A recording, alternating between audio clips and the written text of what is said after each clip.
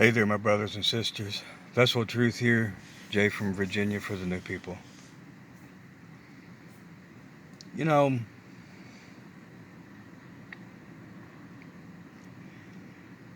we as the children of Yahuwah,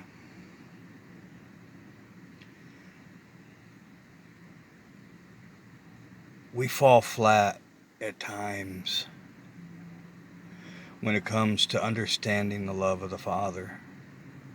And, this comes from talking to a couple people earlier today.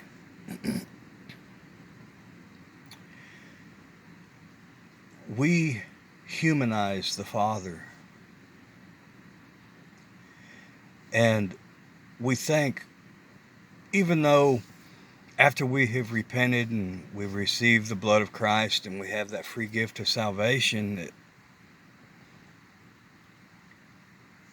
the enemy still deceives us in our mind, because even me at times, I feel like the Father loves me way more this week or today or these last few days, because I have been walking really great in obedience. I haven't messed up any that I know of. And I know He's really, really just in love with me right now. But the fact of the matter is, that's a lie. He'll never love us any less or any more than what He already does. The Word tells us that when we were yet sinners, we were reconciled unto God by the death of His own begotten Son. When we were yet rebels, children of wrath, rebellious, pieces of garbage, the love of God was shed abroad upon us. And the enemy has took that and run with it, because we've almost made it a competition. And yeah, I could go into deep scriptures and all this stuff, but brothers and sisters, I'm coming to you one-on-one. Let's just be real. We all have them days where we feel like we have just totally destroyed ourselves and that God hates us, and that He wonders why He even bothered with us. And that's not the truth. The Creator of everything and all people loves us beyond anything we can ever think or imagine. He's our biggest cheerleader, wanting us to make it, and He will do anything and everything for us if we will just submit and say, yeah, I blew it. Father, help me. I can't do it on my own. I'm sorry.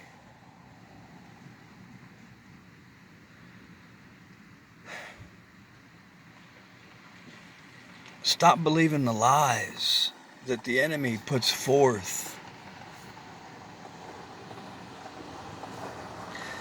for us. The Father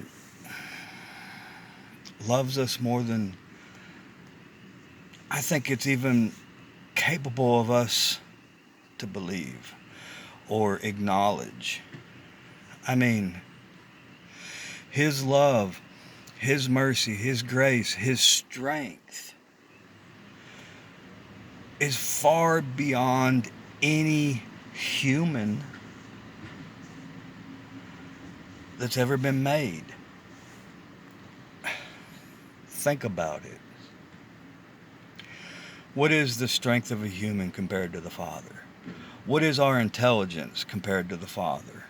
What is anything of us to the Father? But yet, He chose us.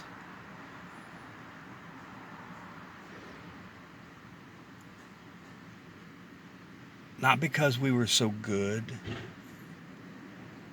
not because we were better than others. He chose us because we're His prized creation, in His image and His likeness.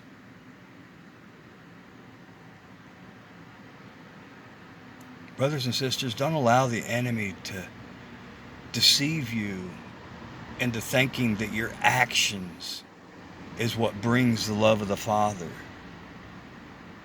Yeah, he hates sin, but he loves us. He can love us and still hate the sin that we do. That's evident in what he did for us when we were yet sinners.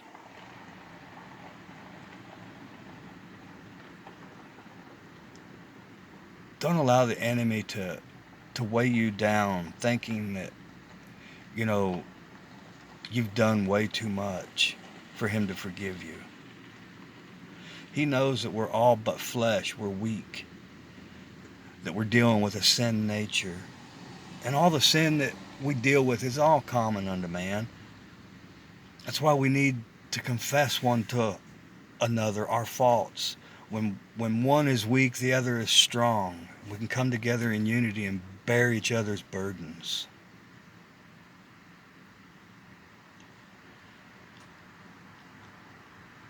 Because whenever you have the right view of the Father, you can't help but love him and worship him and want to do good for him.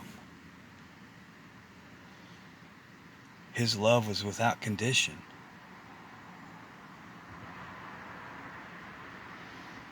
I pray you think about it, because this is a big part of the battle.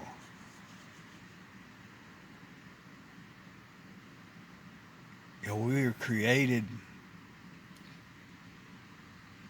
and sin entered in, and he made the way back. All we need to do is make the choice. He already loves us.